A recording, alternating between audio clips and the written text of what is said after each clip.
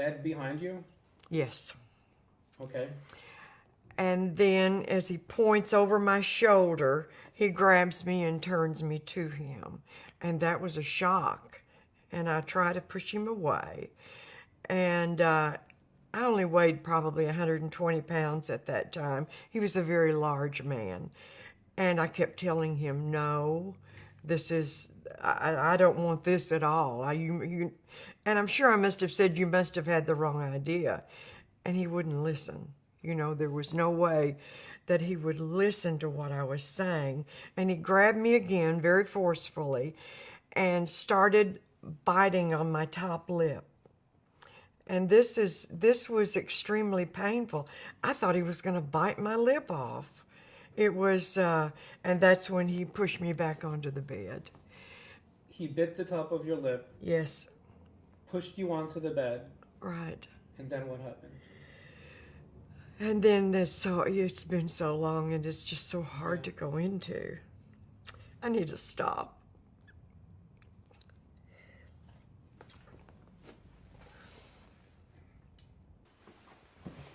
You know why? Why is it still so painful?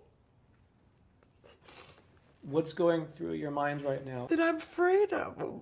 You're still afraid of him? Yes. That I'm still afraid, especially if she becomes president. And I know it's looking that way. So it's frightening, Aaron. It's frightening. He throws you onto the bed. Right. And then what did he do And to I was you? completely dressed. I had on a skirt and a blouse, and he tore the waist of my skirt. And then he ripped my pantyhose, and he raped me.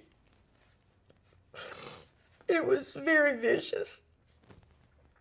I was just pinned down. And it was a very helpless situation. I did not know what to do. I was so frightened. I was only 35 at the time. And it was horrible. I just wanted it to be over with. So he would go away. You know, so he would He got up? No. He held stayed me on down you? for a long time. And then he did it again.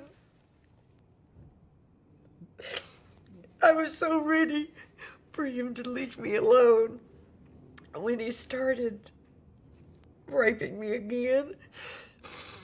And it was very brief. And he did get up and he straightened himself, and my mouth was bleeding and it was hurting. And he just straightens himself and goes to the door. With you still on the bed? Yes, And you're crying.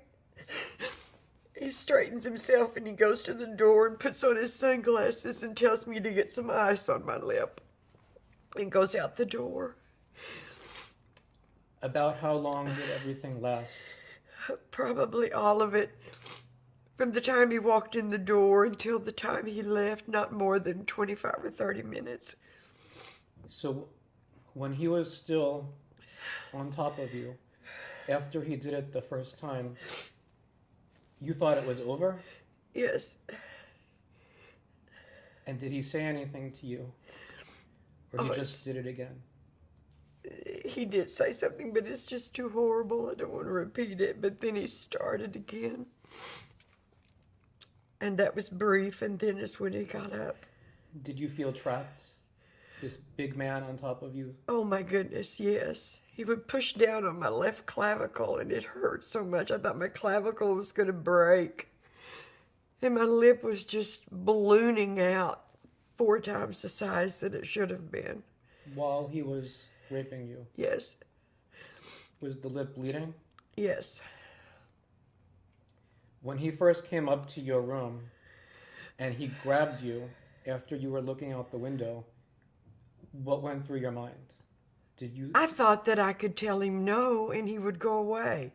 You know, I thought, uh-oh, this is not what I thought it was going to be. And I could say, no, I don't want this at all. And he would leave. And it seemed to make it worse It seemed to make it worse. when I said no. Did you blame yourself at first Oh, yes. for letting him up to your room? Yes, very much. That was the mentality of the 70s. You allow a man to come to your room and it's your fault. You know, whatever happens, that's something you just have to lump. So in other words, on top of being raped, you went home blaming yourself Yes, for Bill Clinton's rape. You yes, blamed yourself. yes. And they come in early from the kitchen area. And just before they do, They would be Bill and Hillary. Bill and Hillary Clinton. And just before they do, a gentleman who had driven them from the airport comes straight over to me. He was he was supporting Clinton, but he didn't know what had happened to me, even though he was a friend. And he said, the topic of the conversation all the way from the airport was about you. And that startled me. And I knew I had to get out of there. Well, just as he moved, here comes Hillary straight for me. And she gets to me and she starts saying, I just want to thank you for everything you are doing in Bill's campaign. And it's so nice to meet you and all of these things. So I just nodded and told my friend, let's go. And I thought somebody from behind had grabbed a hold of my arm, but it was her. She grabbed a hold of my arm and my hand, and she pulls me into her, and she says with this very angry look on her face, which had been so pleasant seconds before, and in a low voice says, do you understand everything you do? And that frightened me. Do you think at that point she knew that Bill Clinton raped you, or do you just think that she knew something happened? What do you think she knew? At that moment, people have asked me that, said, well, do you think she knew what happened? At that moment, and I have to go by what I felt then, and the look that she gave me, I felt like she knew. And that he raped you? Yes, and that she was telling me to keep quiet. Keep quiet about her husband's rape. Yeah.